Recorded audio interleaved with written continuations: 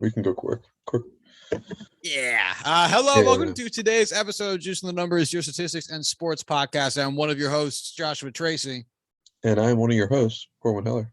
And welcome to the show. It is the Thursday episode, which means we're recording this on October 13th, Wednesday at about 8 o'clock p.m. here on the East Coast. And today is the first day in quite some time that there is no playoff baseball tonight.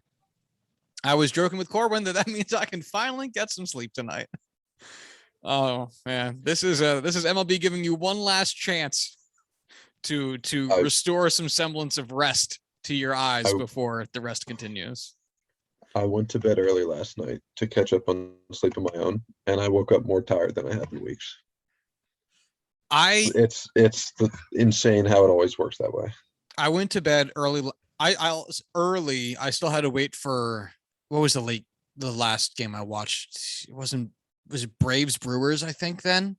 I still got to bed at like 11 and decided to make the concerted effort to not watch the Giants Dodgers game. Woke up at 2 o'clock in the morning. By chance was like, I'll check the score. so the Dodgers won and then went back to sleep. So I still don't feel like I got a full night's rest because of that. Yeah, fuck the Dodgers. No, fuck somebody. Anyway, since we last recorded, which I'm like afraid to listen back to because I'm pretty sure we should talk to every team that won.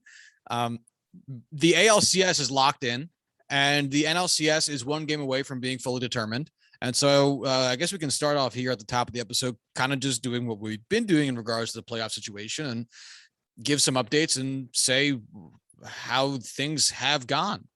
And I guess we'll start with probably the more surprising one, and that is the Red Sox dragging their dicks over the entirety of the greater Tampa Bay area. St. Petersburg. That's why I said the greater Tampa Bay area, because it's not Tampa Bay, but I'd already committed to the statement, and even though you correctly hedged, I went with it. That's fine. So since the dad dicking that the Red Sox administered to the Rays, we were like, that's to be expected. We'll see how they bounce back. And the Red Sox ended up bouncing, the series, I should say, came back into Fenway, in which the Red Sox proceeded to walk off the Rays twice in back-to-back games to end up securing their spot in the ALCS. Game 3 ended up being a 6-4 13-inning marathon, which was concluded by a 2-run walk-off home run off the bat of Christian Vasquez. And then game 4 was a 6-5 regulation. That's the word I was fucking looking for. Regulation win, 9-inning, would be a walk-off flyout from Enrique Hernandez. So Kiki. Yes, Kike Hernandez. So it was not so lopsided after that first Red Sox win. They ended up taking both of the preceding games and again getting their spot into the ALCS. But taking 2 tied games into the 9th inning, and one of which ended up going 13, seems to say that this was pretty close. And I couldn't help but thinking, this really goes to show how random playoff baseball is. Mm-hmm. Because we're literally talking about the most of marginal difference you could possibly get. Rays won game 1, 6-0. So shutout, and they put up a bunch of runs. Red Sox win game 2, 14-6. So, just an offensive slaughter. And then the next 2 games are so deadlocked that you could really argue them either way, where the noise that is occasionally run creation ended up just barely swinging in one direction. And it's wild because entire seasons get judged based on postseason performance, rightfully or wrongfully, whatever, but they do. And a little bit of noise resulting in the Rays getting bounced in the first round, I think probably takes a lot of luster away from the franchise's very first 100-game winning season. And I think when you look at the outcomes and you look at the game that the Rays play, I think you can kind of also understand that it just happened to go and hit some of their weak points. Like when you have the pitching rotation that they do, the depth that they do, where they are just an analytical numbers team when it comes to both how they view the pitchers and the amount of pitchers they use. When it's not working and you give up a 14-run game like they did game 2, that can just happen when you have such a large number of variables in your pitchers.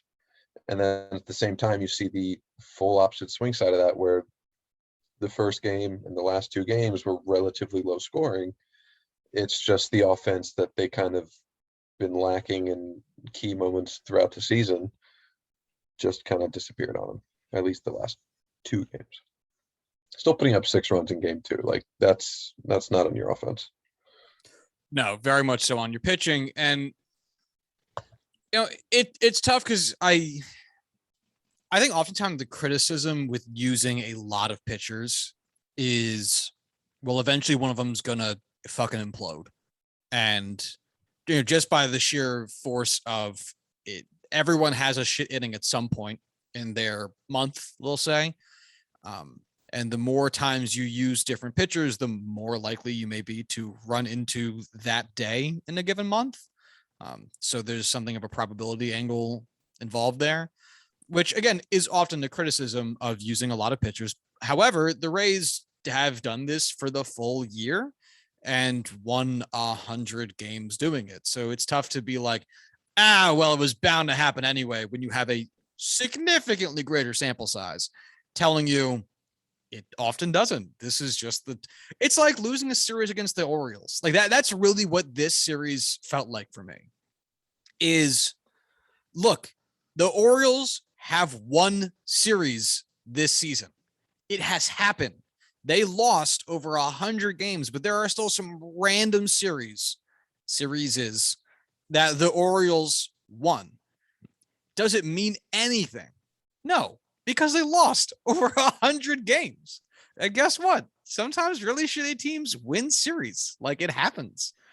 And it doesn't necessarily mean that the team that lost is a bad team. It just kind of happens. It is what it is. And that's what the Rays implosion in pitching in game 2. And honestly, their lack of great pitching for the subsequent 2 games really felt like to me is it's like, yeah, I mean, they gave up over 20 runs in the last 3 games alone. That doesn't mean that their strategy is bad. It doesn't mean that their pitchers are bad. It means that, hey, you got fucked. Sometimes you lose a series to the Diamondbacks. Sometimes you win a series against the Dodgers. Baseball's stupid. If the best team always won, you wouldn't play the season. There's no point. It would be the NBA. Yeah, doesn't matter. Just get into the playoffs. You're fine. Coast all you want, rest all you want. Doesn't matter. Yeah, I mean, I don't even mean it Everybody gets derisively. it. It's just everyone in the NBA understands that's what it is, and baseball is not. It's in football. Yeah, you can lose 7 games in the NFL and have a chance to make the playoffs most years. Yeah, especially if you're in certain divisions. Mm-hmm. Hello, NL East or NFC East. Jesus. We got you. We know who you root for. Oh, they make me sad, don't they? Hey, it's okay. We're probably going to finish last in our division this year. Welcome to the basement, friend. It is cold and wet and sad. Oh, the most jet green thing in that basement is the algae growing in the corner. So anyway, I think the Red Sox are getting a lot of love for winning this series, which is deserved, and I have no real but for it. They fucking earned it. It's tough to look at a team that, I don't want to say barely made the playoffs because it sounds mean, but there was like a 4-way tie 2 days before the season ended. So barely made the playoffs, getting hot at the right time, saying that they were expected to or whatever. Like there's so much randomness and noise with the playoffs that it's tough for me to say that the Red Sox are a complete barn burner of a team, but they absolutely are in the spot, and it'll be interesting to see how they do against the Astros. Before we get into a matchup comparison between the two, is your opinion changed at all from the ALDS of who the Red Sox or Rays, for that matter, are? Not really. I mean, the Red Sox showed that, the offense can carry some of the pitching and the pitching can have its moments. And, it has guys that can stand out. But at the end of the day, I don't think it changes my opinion of the prospects of Boston throughout the playoffs or the Rays next year.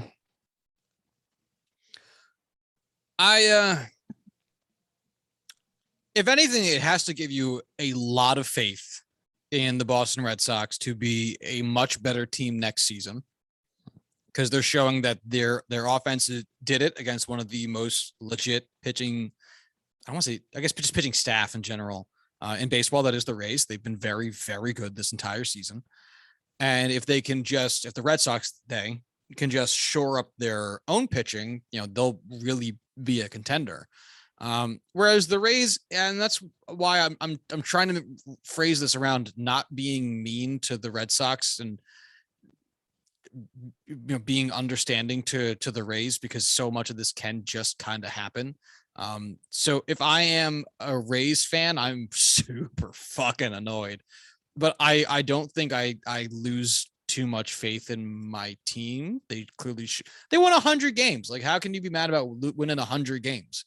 I am desperate for them to spend an ounce of money this offseason, for the love of God. So do you think it hurts more for Rays fans because it came from Boston? If I'm yes, but not because of the division thing. It's because the last two teams that beat the Rays in the playoffs are both led by former Rays.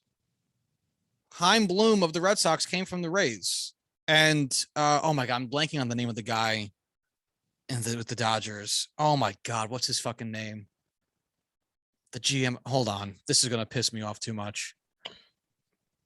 I don't know, GMs. You're on your own. I looked up GM of the Dodgers and Dave Roberts' name came up. And let me tell you, folks, the GM of the Dodgers is not Dave Roberts. Farhan Zaidi. He is also a former Rays guy. And it's like, if you're a Rays fan, that your research and analytics department is top fucking notch, and yet you're getting knocked out by the same dudes who also happen to have like the last big ass stone on that fucking glove, which is money. You're getting beat by the analytics dudes that worked in your organization, took all of their knowledge and understanding of the mechanisms of how your organization is run, and combined it with the one infinity stone you don't have, or which your owner chooses not to indulge in, and that is fucking money. That's what I'd be pissed off about. You designed this entire system to get around that entire variable there in money.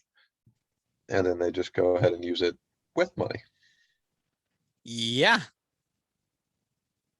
It's great. Beautiful. That's really why I'd be more mad than anything else. Sorry, Rays fans, but hey, at least you went to a World Series. They've been to 2 now. Ooh. Wow, look at you getting greedy. Stop it. So let's talk about the Red Sox incoming opponent, and that is the Houston Astros, who, since we last talked, split the last 2 games with the White Sox, which still resulted in them winning the series since they had a 2-game to non-advantage. The White Sox had a really fun game 3 where they came back from a 5-1 deficit to end up taking their game. What was the final score of that one, actually? No. I think it was, I'm going to guess 7-5. I don't really remember. 7-6. Oh shit, 12-6. I do not remember that at all. I must have checked that after after some of those runs. And that was a super fun game. And there was a brief moment where I personally was like, hey, maybe they did it. Maybe because Corwin and I were talking like I was surprised that the White Sox were likely to get swept because it seemed like while they probably weren't better than the Astros, they were still a good team. And while sweeps can also be a little bit random, they have a little bit of indication of true talent, and it is weird that the Sox would get swept. And so they didn't. They did not get swept. Well, oh boy, did the loss after that win really just chap your ass, because 10-1 is not great, especially when you scored first and then didn't score the rest of the game and got 10 dropped on you as you did suspect things like cheer for a hit by pitch against Jose Altuve. There was something else wacky in that game. I don't remember. But again, this is not surprising. I think this is probably, if there was like one of those, if you gave me a poll of all the different outcomes, the Astros winning the series 3-1, I think it was the one I probably would have picked. That sounds the most right based on where these organizations are. These teams are constructed. But man, that one's got to hurt. I probably would have gone 3-2 in favor of the White Sox, but 4-2. No, 3-2. I was right. 3-2. You were right the first time, yeah. Yeah. I don't know. I still think they're better than that, but whatever. What do you think they need to do next season to get over, I guess, this small playoff hump that they're in? Since they've now been 2 times. Woo-hoo-hoo. I mean, they're just so young. It's really just development, right? Health and development. Keep your young stars healthy.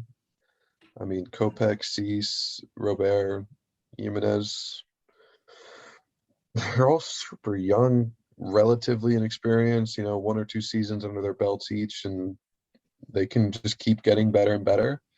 And then you have, the Lance Lynn's, the Dallas Keuchels, where it's just stay healthy and, be our workhorses, but at the same time, don't get too old. I'm actually interested if they turn Dallas Keuchel into a bullpen arm. I wonder if they would swap Kopech and Keuchel. Because Kopech is going to be a starter. I'm convinced. Yeah, Kopech's definitely going to be a long-winded guy. Jesus. Yeah, and I wonder, because Keuchel had such a down season this year, but generally could be a ground ball left-handed pitcher when he's on. If maybe they put him in the bullpen to try to, I don't know, let him throw maybe a little bit harder. Guy. Yeah, like maybe like a 2-inning guy, or like say, hey, we're not expecting you to get 5 innings. Just go get 2. Maybe just 3 if we need it. Take some pressure off. Mm-hmm. Let him, air out the ball a little bit more. He doesn't throw hard to begin with, so a dip in velocity. Air out your grievances. Yep. 91 to 89 is pretty fucking big. I don't know. But also this was not a managerial masterclass from Tony La Russa. Color me shocked. As he left his pitchers in at very weird times. Obviously, the final game, the Carlos Rodon decision to leave him in for as long as he did was weird. And then, oh, damn it. I had another example off the top, and I don't remember what it was because that game was 2 days. What's he get? Nope, that game was yesterday. Oh, my God. Fuck. Wow. Josh, would you even say you're a baseball fan? I don't think I am anymore. I'm definitely a fan of that Kane guy. He was cool. I dug that Kane guy. Citizen Kane. But it was an odd series of events coming out of Tony La Russa, and usually it's easy, I think, to point at bullpen decisions that don't pan out and go, fuck the manager. Why are you doing that? Because that can happen in, like most games. But I got to say, a lack of aggression when you're in an elimination game is pretty noticeable, because when you don't make a change from a reliever in game like 75 of the season and your starter gets rocked or your first reliever gets rocked, and us fans can be like, why don't you take the guy out? It's like, well, it's game 75 and you're playing like the Rockies, and God, who cares? It didn't work out. You're right. He should have put someone else in, but like, fuck, who gives a shit? But when it's a lack of aggression in an elimination game and your starter gets put into a hairy situation with the bases loaded and he's throwing a bunch of pitches and blah, blah, blah, maybe you should have a pretty quick hook. And he just didn't. And it wasn't even, how should I say this? It's not like he did anything else exceptionally that would kind of defend against, the rest that we've talked about and seen over the course of the season. It's like, what does he do better than anybody else that makes him worthy of holding on to this job? Like nothing. He's won before. Sure. Yeah. Okay. Yeah. 30, 40 years ago. Yeah. Like what? I just don't get it. I don't get what makes Tony La Russa of all people special. Yeah, it's a head scratcher. For reference, the Carlos Rodon incident I was talking about, Rodon comes in the top of the third, strikes out Martin Maldonado on what looks like 3 pitches. Oh, sorry, 6. He then hits Jose Altuve. So man on first, deep fly ball to Michael Brantley. So that's our second out. Altuve then steals second. He then walks Alex Bregman, walks Yordan Alvarez. So now the bases are loaded. You got Altuve on third, Bregman on second, Alvarez on first, and up to bat is Carlos Correa, who already smoked one off of Carlos Rodon earlier in the game. And at this point, you'd say, hey, bases are loaded. One of the best hitters in the lineup is up to bat. My guy has no command. All 3 base runners got on by the effect of shit pitching from a hit by, like, bad location, hit by pitch and 2 walks. Maybe we should bring in Michael Kopech, who's already hot. No. Rodon is allowed to pitch to Correa, who doubles in 3 runs. And the Astros never look back. Sorry, 2 runs, my mistake. It's God. It's like one of those mindsets where it's like my guy versus his guy. I have more faith in my guy. It's like, well, yeah, but every piece of information and data that we have says, no, our guy's done. Let's go get the other guy. That's better. And he's like, no, my guy's got this. Yeah. Like you said, I don't know what he's bringing to the table that somebody else who is maybe younger, more with it, not Tony La Russa isn't bringing you, but we're not going to know the answer to that question. I got to say, though, if the White Sox can acquire some more pitching, I think that their hitting talent is there, even though it didn't show up for most of the games in this series. Because, again, they're going up against a really good pitching staff in the Astros. Mm-hmm. So if the White Sox can just figure out some of their own pitching and I don't know, show more in the regular season that can show that they're doing something. I don't know what I really, let me try to rephrase myself. Get some street cred. Show that you belong. Well, and I think it comes with it's going to be tough to win against the Astros it's going to be tough to win against tough teams in the playoffs if you don't ever pull away your division. Like what the Red Sox are doing is magical. Like you can't bank on that. It's better. One of the reasons the Astros are so good is because they play every game like it's a playoff game. And they're managed like every game is a playoff game. And the White Sox are not. The Yankees are not. Most teams aren't. And it's that sense of grit and urgency, I think, is a little bit missing there. Even though I think Tony La Russa is probably 100 grit per 9 in his mentality, I think he's just not. I don't know. I have no confidence. I think is what I'm trying to get at with this in regards to my tone of the Rooster discourse. I have no confidence in that man. That's fair. You like what the I guess I don't know a good idiom for this, but you like what they got in the stables, you just don't like the jockey. I do. That is apt enough. For the Astros, their fifth straight championship series. And I don't give a shit anymore. I don't think I've given a shit for a couple years, but I got to, especially because they're playing the Red Sox. Like if it was anything to snap Yankees fans out of their own ass who are still butthurt about the cheating thing, they're playing the Red Sox. Root for the Astros. The Red Sox, coached by one of the guys who helped them cheat. Versus the Astros, who are managed by Dusty Baker, who seems like a sweetheart and has never won a World Series. Yeah. It's a fucking no-brainer. One is a team that you have been a rival of for like 4 to 6 seasons, depending on how you view that wild card game a few years ago. And one has been your team's rival for 100 years. It's not comparable. Root for the Astros. Don't be a little bitch.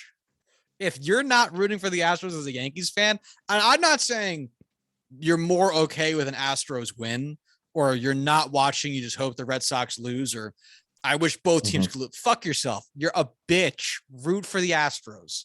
It's very easy. You should want their shortstop on your team in a handful of months. Like, don't be such a whiny fucking baby. I love your rationale whenever you talk about Yankees fans. Don't make us look bad. Don't. If you're out there thinking, well, I have every right as a fan to be mad about this. No, you don't. No, you don't. You have no right as a fan to be still mad about the Astros. Absolutely none. You don't have rights. You have tickets to games that people play, and MLB decides, I guess, who those people are. And you can either root for those people or not root for those people. You don't have rights. You're a consumer. This is capitalism. Step out the way. I disagree. Fuck the Astros. Hate them as long as you want. Don't root for anybody. Why do you got to root for somebody? It's whatever team gets in. Why do you care? Because you should hate the Red Sox vehemently if you're a Yankees fan. The appearance of those stupid pinched out little letters on their jersey should irritate the shit out of you. The color red should be persona non grata to your eyeballs in the month of October. Root for the Astros. Tequila Sunrise. I do like the Tequila Sunrise jerseys. It's a great jersey. It's a great jersey. They're one of the best. They're like the baseball equivalent of the Phoenix Coyotes. That's such a good jersey. I don't know how to pronounce it, and I will not attempt it, but you know the jerseys I'm talking about. Yep. The second you said Phoenix, I immediately knew. What other team is it going to be? Exactly. Does Phoenix have another team? The Suns. In sports we care about? No, that was just me forgetting the Suns existed. Plus, so yeah. Don't they have a Phoenix University of Stadium? Don't they have a WNBA team too? Phoenix Mercury. I think they're in the finals right now. Is it the Mercury? Yeah. It's a horrible name. Yeah, because thermometers in the sun. Diana Taurasi. Yeah, I don't know.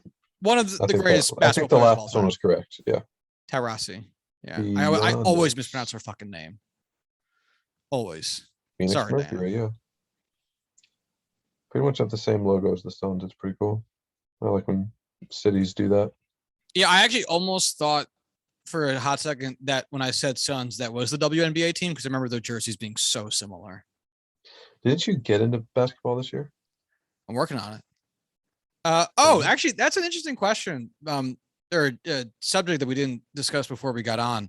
The Nets are not allowing Kyrie Irving to practice or play with the team unless he gets vaccinated. And it has become a very weird conversation. Very weird. It's very weird because everyone knows he's not going to flinch, but at the same time, everyone knows he's wrong. And it's just kind of the point of, is he going to ever figure it out, or is he just not going to play this year? At least in my mind, that's what my argument is with myself. Is he going to play this year, or is he going to just give in? I mean, he Or had to be retire stubborn? at this point. You know what I mean? If he's not going to play, I doubt the NBA gets rid of this policy. You know what I mean? So he's either getting the vaccine or he is retiring.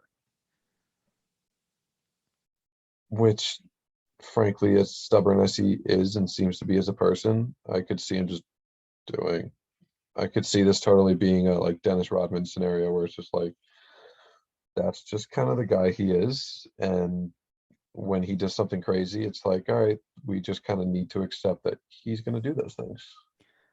I think it's also tough because Kyrie has shown to be a very, very weird dude, but Mhm.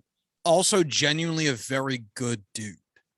He has given a Right, lot like of money he's towards charitable causes. He's donated a lot of money to HBCUs. He's done a ton of work to try to elevate the WNBA in terms of its marketing and helping pay players and staff during COVID. Like, he is, by all accounts, a very generous, very good dude.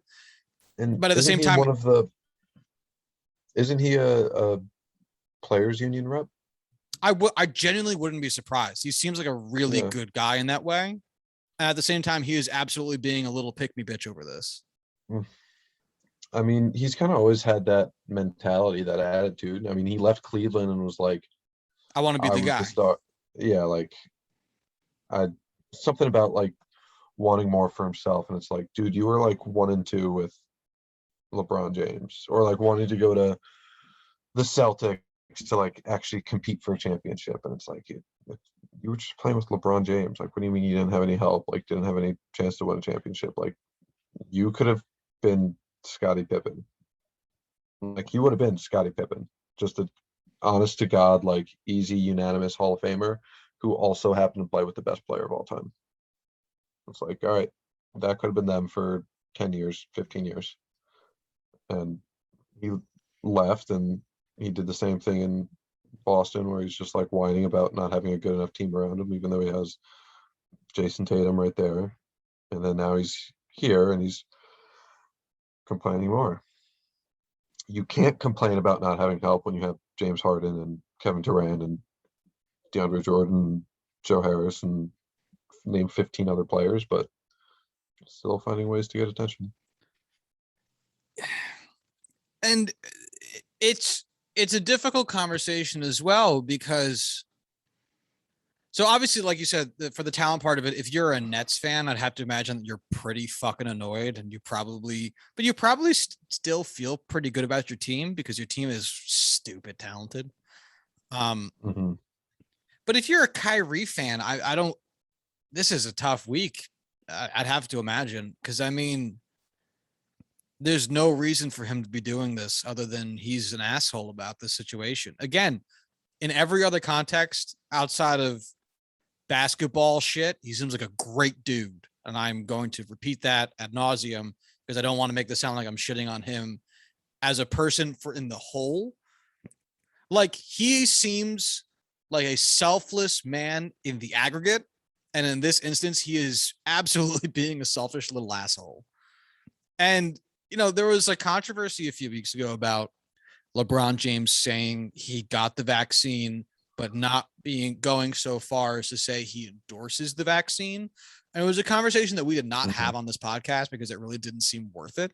That felt very much so like hey, if we had a daily 4-hour sports radio talk show, it's a thing to talk about.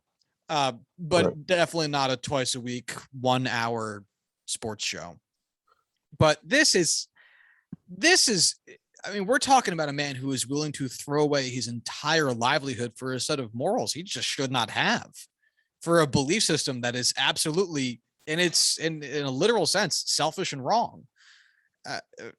It's the man who has every advantage going for him at this present point in his life and choosing very willingly, very publicly to make a horrible and wrong decision that apparently has his teammates not exactly jiving with him at the moment, as it seems like KD and Harden are both with the Nets organization on this. It's wild. I think it's really just turned into less of a stance on morals and more of just pure ego.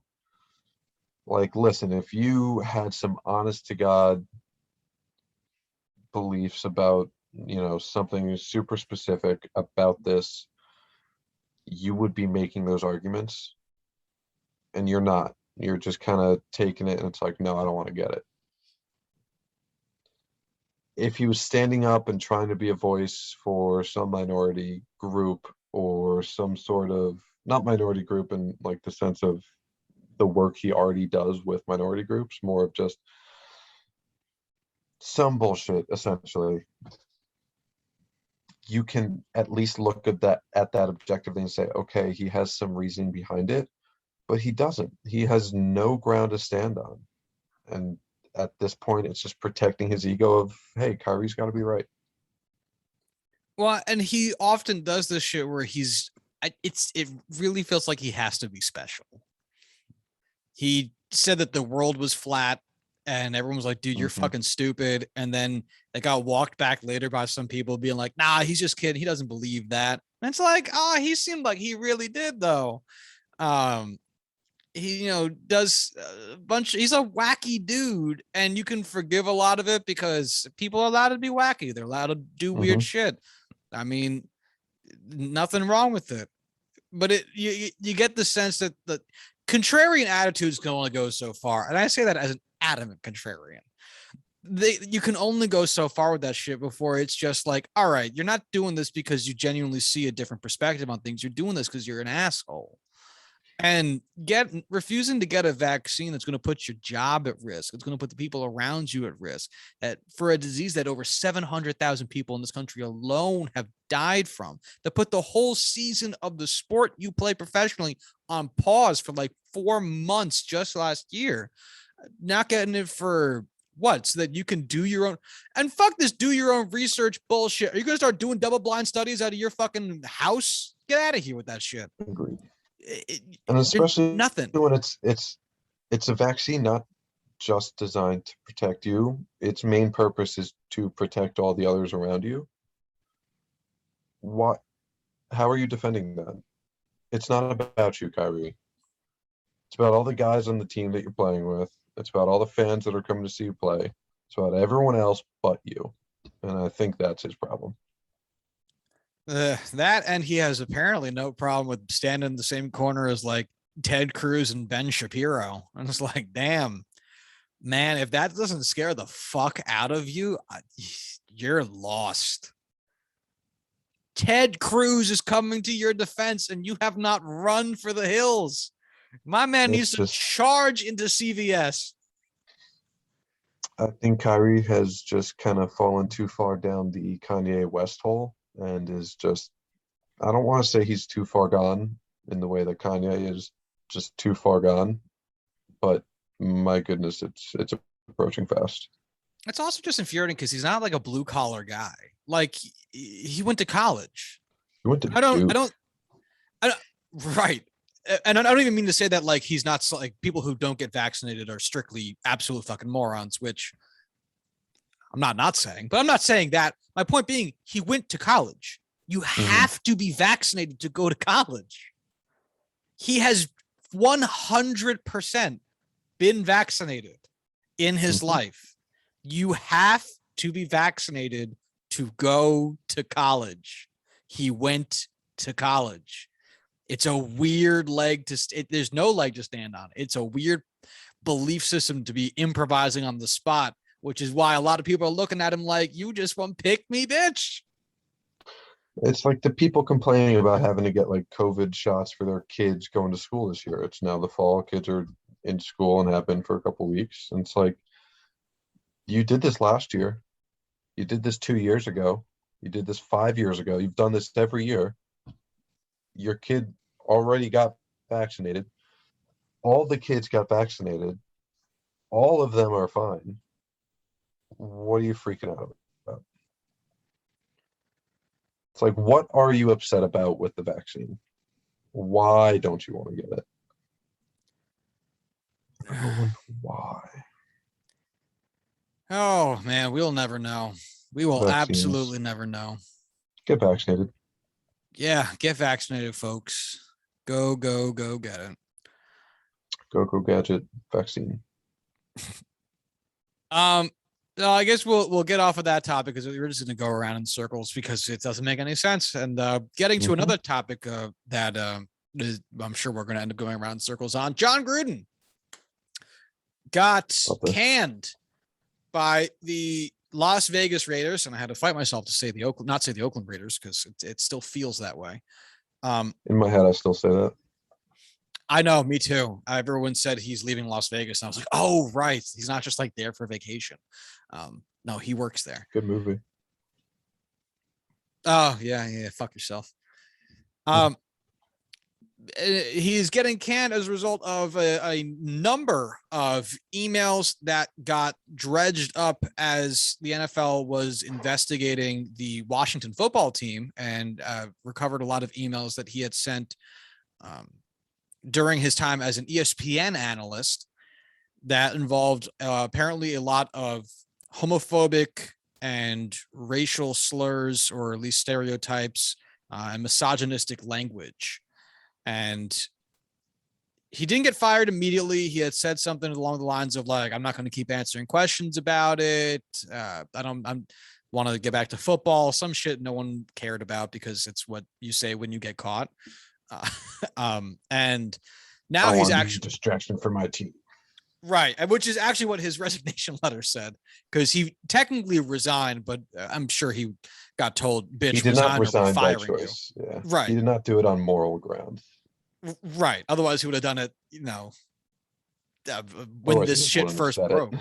Exactly. So he's officially been canned. I guess we'll start with that. Oh man, it's Are you surprised that he said it or that he got fired? Both. I am very much not surprised he said it. I'm a little surprised. You know what? I'm not surprised with how quickly he got fired, because I definitely think Mark Davis, as goofy as he is, saw what just happened with Urban Meyer and was like, I don't want to wait for more information to come out and have to stick by this guy because I already had a press release. I'm just going to get this out of the way and avoid that entire scenario. Also, Al Davis was a big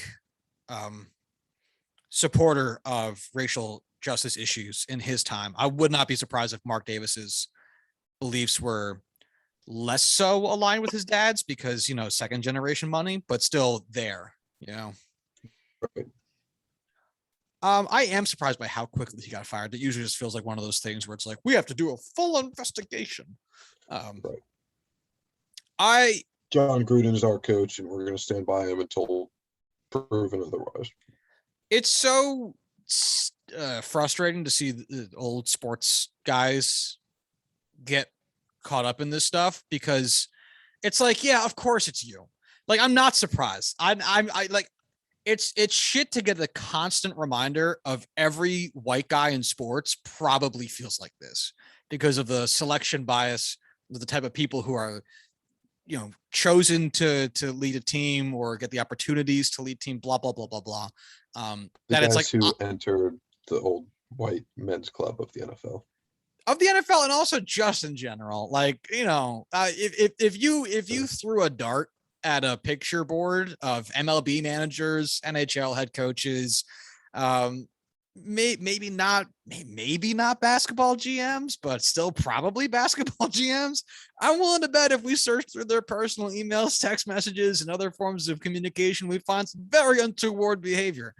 And man, it fucking sucks. I guess the silver lining here is that the right thing ended up happening, but it's barely a silver lining when you consider the fact that he sent that shit from like Jon Gruden at gmail.com. He wasn't like saying like derogatory slurs about gay people offhandedly drunken at a bar on Saturday to like his best friend. He said that shit to a colleague from his personal or like work email with his name on it, sent on the internet forever. Do you know how fucking strongly you have to believe that shit's cool for you to do that shit? Dude, I feel bad when I include too many exclamation marks in my emails. One and done. Never more than one. I try so hard to sound polite. Anyway. And it's not like this is, a Kevin Durant burner Twitter account where he's, saying this stuff still with anonymity and with no weight behind it. It's like people you're sending it to are like your subordinates to some extent. Some of them were to your superiors, some of them were to your subordinates, but like this is a professional office setting to some extent.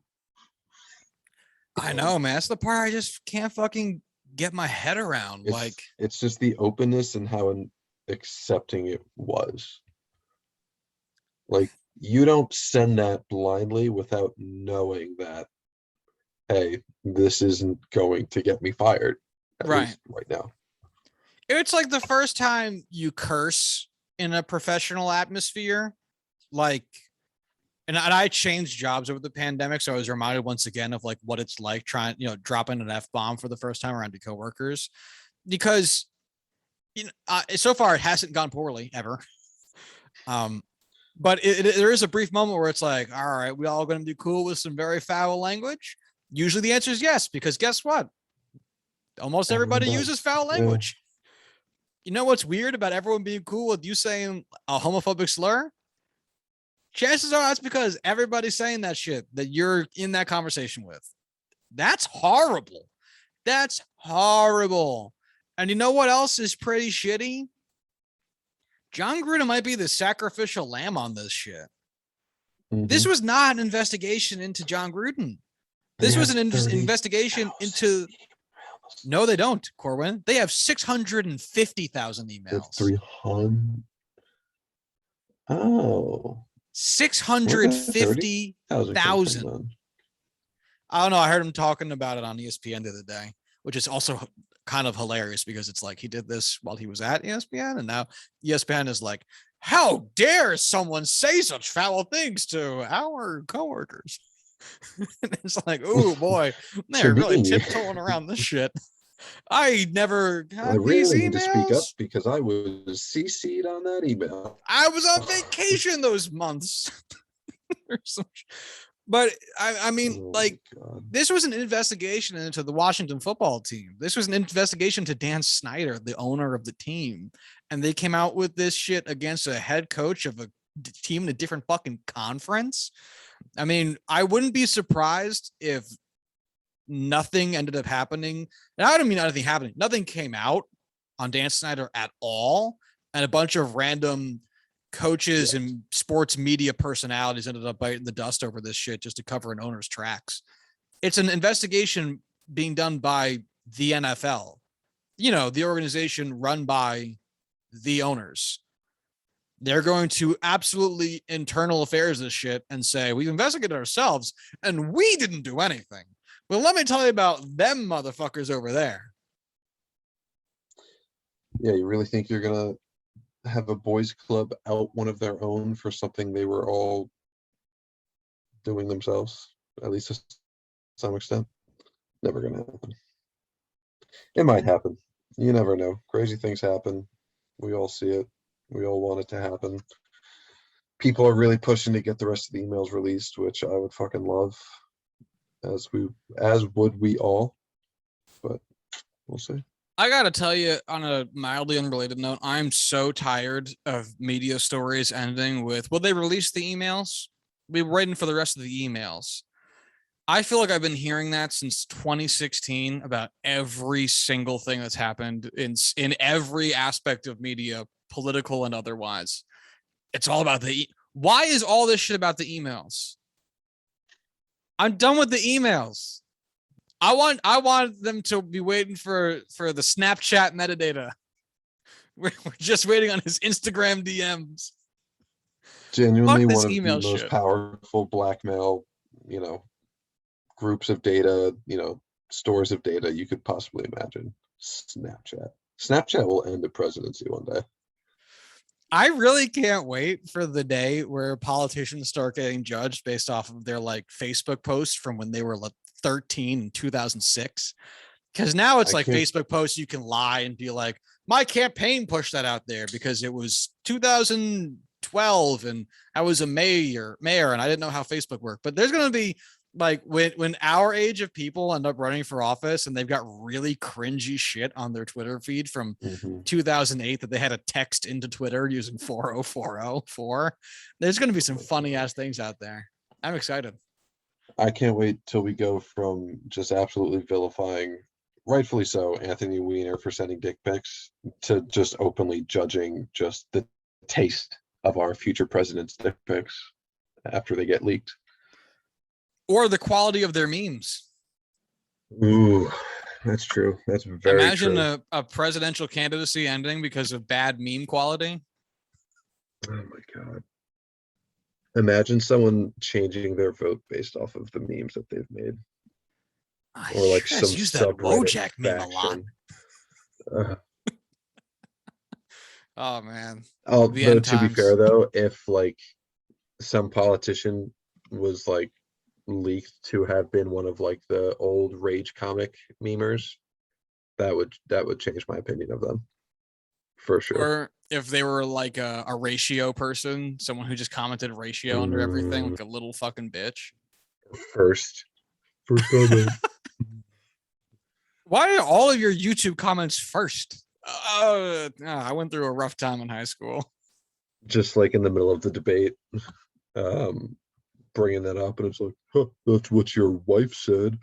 Oh, because it's all gonna be memes forever. Memes. Life is memes. Truly. Life is memes. You know what I just realized after we had massively pivoted topics? What? We never talked about the National League Championship Series. Fuck them. It's not the Padres. Giants Dodgers heading to game 5. It feels ridiculous to go back to this now. Oh God, we got so far off topic. Oh God, Giants and Dodgers are going to game 5. That game's getting played. If you're listening to this on Thursday, it's getting played on Thursday today. Does it matter who wins this game? No. Whoever wins this game is winning the National League. That's almost certain. Yeah. Yeah. Just like Obviously, it's certain that the White Sox are going to put up a fight and the Rays are going to sweep the Red Sox. It's certain. As it is written, so shall it be. Yeah. Maths. Oh, wait, hold on one second. Okay. Wait, hold on. I feel sorry. Hold on. So Farhad Zaidi is the GM of the Giants. I think I read him as being the GM of the Dodgers at first. I did. So that's not right. Who is the GM of the Dodgers? Because I was going to say something about GMs, and now I don't know who the GM of the Dodgers is. Oh, Andrew Friedman. That's who it is. My bad. I knew it was wrong, and I'm going back to that because I was going to say, obviously, in talking about how to view who wins this matchup, you might talk about the Dodgers being this big, expensive machine that is super well organized and runs super efficiently and spends money and develops players well. And that's really, really good for baseball because it involves spending money in addition to being analytically inclined. I will also say, though, that the Giants winning has a relatively similar read on the consequences or repercussions. There might be a more apt word, because they also did something similar. Yeah, they were kind of still rebuilding as they ended up winning all of these fucking games, but they did so by being smart and spending some money. Obviously, they didn't spend nearly as much as the Dodgers, but they still went out and actually used money in addition to smarts to actually win games. Whereas it seems like what the Rays do they pick up some contracts here and there, but a lot of it seems to be trading to get more years of control on players that they can develop in the system and at the major league level. Whereas what the Giants did is they actually acquired some guys and spent some of their own money to improve. The Giants finished top 10 in payroll for 2021 with $164 million of payroll. Whereas, where do you think the Rays are here? 20th? 26th. 70.8 million. So I mean, it really, and the Dodgers finished first in payroll, 267 million. So obviously the Giants spent $100 million less than the Dodgers, and maybe you'd want to say, well, yeah, that's bad. For baseball, they didn't spend as much. I don't think so, because honestly, if every team spent around $160 million, that's great.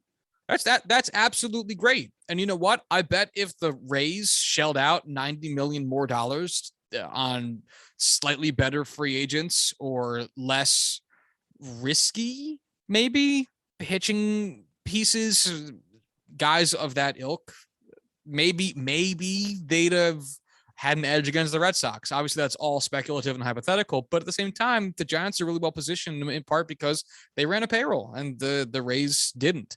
And so I don't give a shit who wins this. I think if you're a Dodgers fan, you probably feel a lot more pressed because you've had this gigantic 7-year window and you've amassed a single ring in a shortened season, and everyone will make fun of you forever if you don't win another one because it won't look as real. And if you're a Giant fan, this is fucking gravy. You know, you weren't expecting to be good. You won 107 games. You snapped the Dodgers' streak of winning the division, and you could have a chance to ass fuck them in the playoffs. I mean, what more could you fucking ask for? So, I agree. It doesn't really matter who wins. I think baseball wins from this series going 5 games. I completely agree with that. I would want nothing more than to see this go to 5 games, because what better matchup are we going to get in the playoffs? Through and through. This World is it. Series. This is it. This is the best games we got. Logan Webb putting out a gem would be great. What more could you ask for? What more could you ask for? The Brewers lost to the Braves, which is weird. Neither team played particularly great baseball. Obviously, you might want to give some credit to the Braves, pitching staff over their performance, but honestly, I don't give them any credit, because the Brewers are not a team that hits well, and boy, did they put that shit on display these past couple games. So when we had last talked, the Brewers and Braves had combined for like 4 runs in their first 2 games combined. Let me get an actual full thing for you. Hold on. Hold on. Still holding. Yeah, in the first 2 games of the series combined, they put up 6 runs between the 2 teams. Granted, in the second 2 games of the series, both teams combined for 12 runs, double their previous production, but none of it's still particularly very impressive, as the Braves finished the series with 10 runs scored across 4 games, an average of 2.5 runs per game. And sorry, that's the Brewers. Oh, wait, shit. Sorry. I'm an asshole. One's home, one's away. So the Brewers finished with 6 runs scored across 4 games, an average of 1.5 runs per game. And the Braves finished with 12 runs scored, or an average of 3 runs per game. And neither of those is really great. Mm-hmm. I mean, neither of those is what the Red Sox did in 1 game. I know that's the Red Sox. They had a great series, but even the Rays, who also lost in 4 games, managed to score a total of 11, 15, 20 runs across their 4 games. This is just fucking ugly. I mean, I'd argue, that sucks for the Braves having to go against that Brewers rotation and their pitching staff. But man, the Brewers up against the Angels or Atlanta's pitching is just a sponge in a soft place. I just don't know which one's worse. I give credit to the Braves for, sticking out a tough season. They lost Ronald Acuna Jr. to injury, and they lost a whole bunch of people to injury over the course of the season. Significant pieces, not just like random guys. Like every team loses to injury at some point during the season. Mm-hmm. And they managed to overcome that adversity to make it to the NLCS. But oh boy, does it just like they did it in the least interesting way possible. They won the shittiest division in baseball and then eked out a really close series against one of the shittiest hitting teams in baseball. After wildly underperforming for the entire season. Yeah. I am very disappointed in the Brewers. Very disappointed in the Brewers. But at the same time, this could be seen as the beginning of their window since their pitching rotation is phenomenal. And I think I'd have to double check myself, which I'm going to save until we start doing free agent stuff. But I think is still under control for a decent number of years. So they have to attack the position player market come free agency. I mean, because if this is the beginning of a window, I mean, with the way their pitching is, if they could just get a couple fucking bats, this team's lethal. But who is someone you'd want to see go there?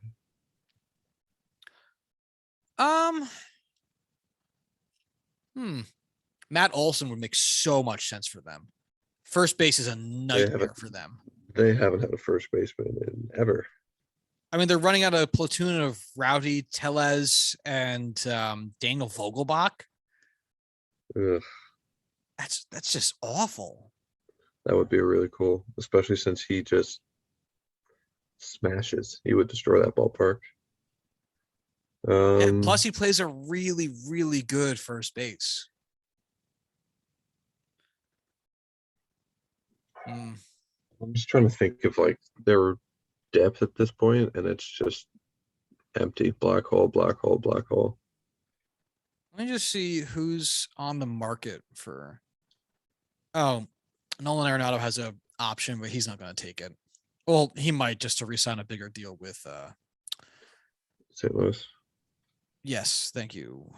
Thank you. Let me see just unrestricted free agents. I don't want to see any player options. Just getting in the way. Freddie Freeman's a free agent. That'd be pretty cool. I really do see him re-signing in Atlanta. I do as well. Nelson Cruz is a free agent, but it's not a. It's a National League ballpark, so that doesn't make any sense.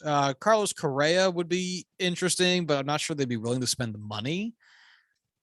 Oh, is man, Adames playing short for them, or did he move over to second? No, Adames is playing short for them. Granted, okay. I don't think there's anything wrong with still going after another big name shortstop, even if you have Adames, because I mean, you could just play him at second or third and have a really, really good team. You'll figure like what the fucking Padres did. You'll figure it out, man. Get good players. Guys get hurt. Have utility guys that can play all over the diamond. You're good to go. I mean, Keston Juarez, I know, is still there in some extent after having a pretty hard year.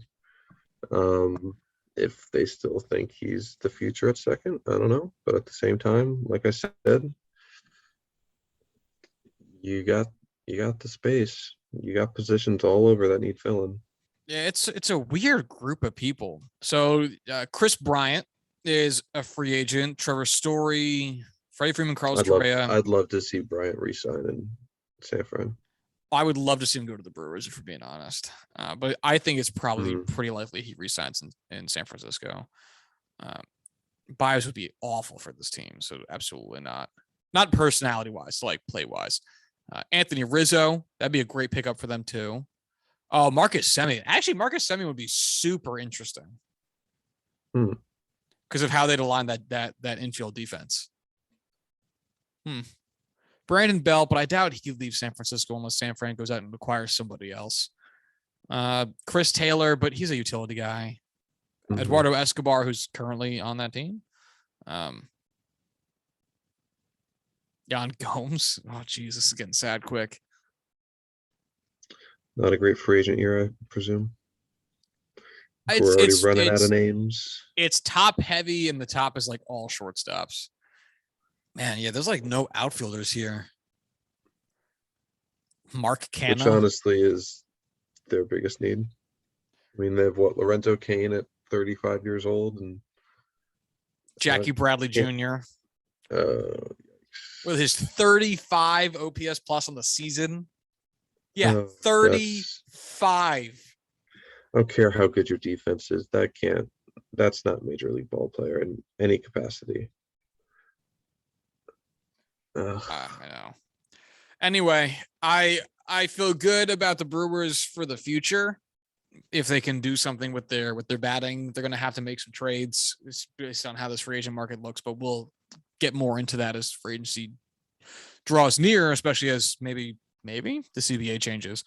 The Braves against one of the Giants or Dodgers, I don't think stand a fucking chance. No. Hard agree. All right, so now we're done with baseball. Yeah. Now we've gone through all of them. Yeah. I'm making sure. Yeah, all right, we're good. We talked about maybe doing like an MVP thing, but we'll probably save that for later. I'll save it. Yeah, we'll save it.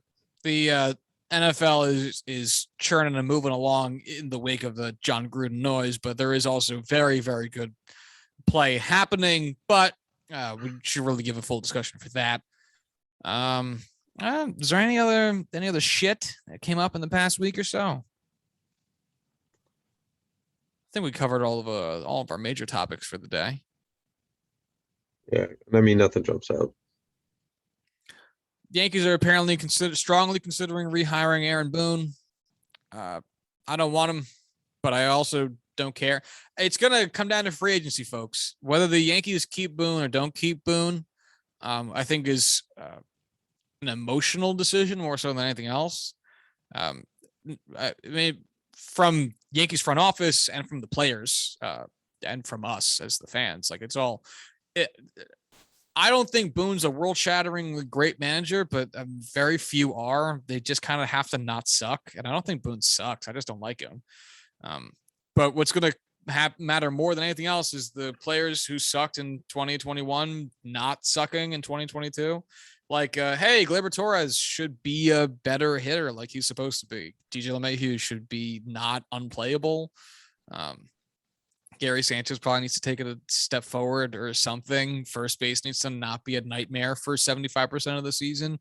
Brett Gardner shouldn't be getting regular play in center field. Like there's a lot of other, it's going to come down to player acquisition in the offseason, not who ends up staying or going as manager. So yeah, who cares?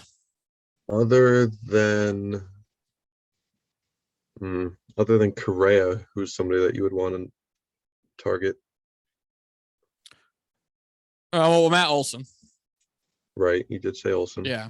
I would love some sweet Matt Olson. Outside of that, I really haven't looked outside of what we just did at the free agent market. If Freddie Freeman actually is available, I fucking love Freddie Freeman. If Matt Olson doesn't work out, you could re-sign Anthony Rizzo. I think he was great. But I'm gonna have to also start looking at potential trade partners to see what else we can do, maybe at third base or at center field. We'll see. Huge area of need for the Yanks center field. Well, if you need a first baseman, I bet the Padres would be Trout. willing to move Eric Hosmer. Give me Mike Trout. No, Mike Trout. Michael Fishman. No, we'll just trade for Bryce Harper. Mr. MVP. Yeah. I think All he right. wins MVP this year. He stands a good shot. We'll find out. Well, let's just wrap it up here because at this point we're just trying to desperately looking for things to talk about. So this is a shorter one, which is a-okay for us. We tend to run long, so I'll savor this. If you want to follow the show on Twitter, you can do so at Juicing Pod. If you'd like to hit Corwin up, you can do so at Corwin Heller. If you'd like to follow myself on Twitter, you can do so at Joshua D. Tracy. If you'd like to send emails to the show, you can do so at juicethenumbers@gmail.com. And until Monday, y'all have a good one. Bye.